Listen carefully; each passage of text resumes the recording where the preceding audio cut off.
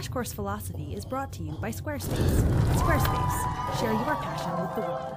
There's an ancient Greek legend about a ship that launched from the port of Theseus and sailed around the world. Probably not around the whole world, just around the world. During its journey, the ship encountered many dangers. Storms ravaged its sails, which had to be replaced. The floorboards gradually gave way and had to be changed out one by one. Eventually, crew members decided that they liked the look of some island or another along the way and stayed behind. And as the ship sailed on, more and more of it and its crew was replaced until finally, not a single original plank of wood or hand on deck remained. Now here's the question. When the ship finally returned to Theseus, was it the same ship that left? The answer, whether we can find it or not, lies in the concept of identity. Philosophers describe identity as the relation that a thing bears only to itself. So whatever makes a thing uniquely what it is defines its identity. And if two things are identical, they're said to share an identity relation. Now, whether two things are the same might seem blindingly obvious, but of course it isn't. Because philosophy. The philosophy of identity can get pretty slippery, largely because, like the ship of Theseus,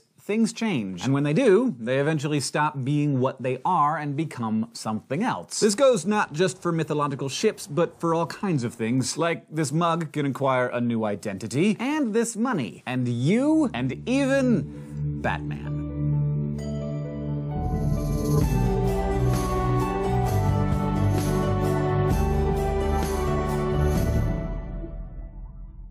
So, riddle me this. Is Batman identical to Bruce Wayne? And when I say identical, I don't mean that they just look alike. I mean that they share the same identity. They're literally one and the same. So you might think the answer is yes. Bruce Wayne and Batman are identical because everyone knows that Bruce Wayne is the man behind the cowl. Not only that, you might say Bruce Wayne is the very essence of Batman. He saw his parents get killed in that alley. He became the Dark Knight. No one else could take his place. But hold up. People have taken his place. It turns out that Dick Grayson, the original Robin, has pinch hit for Batman, donning the cape and cowl to protect the streets of Gotham in his boss's absence. And so has Police Commissioner Jim Gordon. After Bruce Wayne was reported dead, he reluctantly accepted the role himself. Both of those guys have been Batman. So if the person inside the costume doesn't make Batman Batman, then what does? 17th century German philosopher Gottfried Wilhelm Leibniz came up with a principle that might help us solve the puzzle of who Batman is. He called it the indiscernibility of identicals. The idea is that if any two things are identical, then they must share all the same properties. If Leibniz is right, then the ship of Theseus became a new ship as soon as that first plank of wood was replaced. As soon as its parts were not all original, then the ship suddenly acquired a new property, and with a new property came a new identity. So likewise, Bruce Wayne and Batman can't be identical because they have different properties. Bruce Wayne, for example, has the property of being a millionaire playboy, but Batman doesn't. That guy is all business. Meanwhile, Batman has the property of having fought the Joker, but Bruce Wayne doesn't. And the different versions of Batman aren't identical to each other either, because the person wearing the costume, even if it's the exact same costume, which it usually isn't,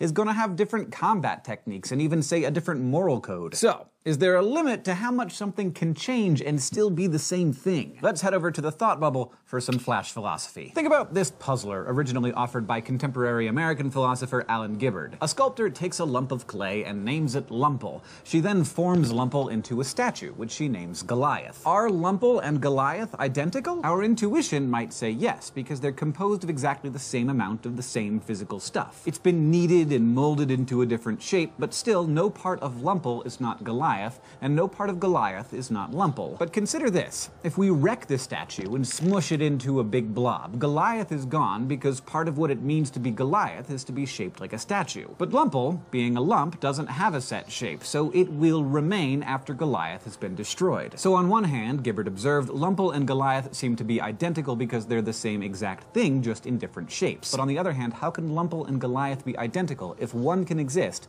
while the other does not? Thanks, Thought Bubble. One way to try and make sense of identity and explain how an object endures over time is by making a distinction between what we call essential and accidental properties. Essential properties are the core elements needed for a thing to be the thing that it is. Accidental properties are traits that could be taken away from an object without making it a different thing. Think about a dog. A dog without a tail is still a dog. Give him a shave or a silly poodle do, don't let it bark, you still have a dog. So all those things are accidental properties, properties, and they're pretty easy to pick out. But it can be really tough to find its essential properties, the things that if they were absent would make the dog not a dog anymore. And the more something changes, the harder it can be to determine its identity. A tree can lose its leaves and still be a tree, but if you cut the tree up and make it into a bunch of notebooks, is it still a tree? And if you think a notebook is not a tree, then at what point in the process did the tree lose its treeness? Was it when it was cut down and thus no longer living? Maybe, but isn't a dead tree still a tree? Or did it happen when the tree was cut into pieces and was lying on the ground? Did it make a difference when those pieces were collected? How about when they were ground up into pulp? The tree stopped being a tree when its essential property was lost, but when exactly that happened, it depends on your perspective. Plus, many thinkers reject the concept of essential properties altogether. Existentialists, for example, deny the very existence of essential properties, and ancient Greek philosopher Heraclitus famously said that you can't step in the same river twice. What he meant was, nothing is identical to itself because everything, including both you and the river, is changing all the time. So not only is the ship of Theseus a new ship by the time it gets back to Theseus, but it was a new ship the first time anything about it changed. Now, it's amusing enough to think about whether ships and trees endure over time or what makes Batman Batman, but ultimately, why should you care? How does this affect your life? Well, if objects are important to you, then you'll want to know whether you have the same object that you think you have. And when it comes to tangible stuff, we tend to value persistent identity. If you take $20 out of my wallet and buy lunch and then stop by an ATM and replace it, is the money that you gave me identical to what I had this morning? If Nick breaks my favorite coffee mug here and replaces it with a new one, and I can't tell the difference, do I still have the same mug I started with? What if your dog runs away while I'm house sitting for you and I replace your dog with a new dog that is so similar you can't tell?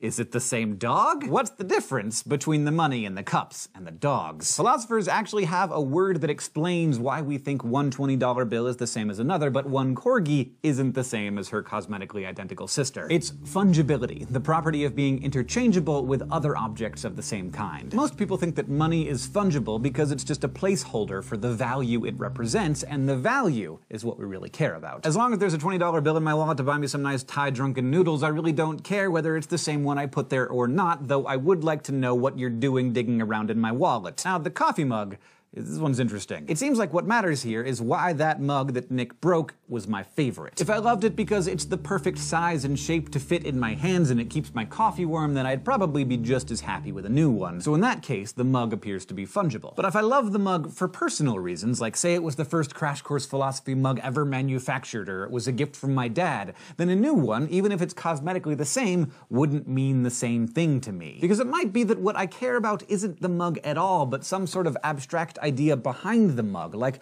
my love for Crash Course or the connection between my dad and me. In any case, I gotta ask, Nick, just be more careful when you're around my stuff. Today, we learned about different ways of understanding identity, including the indiscernibility of identicals and essential and accidental properties. We thought about how change does and doesn't affect identity and what it means for a thing to persist over time. And next time, we're gonna take what we learned about identity and apply it to personal identity, thinking about what connects this guy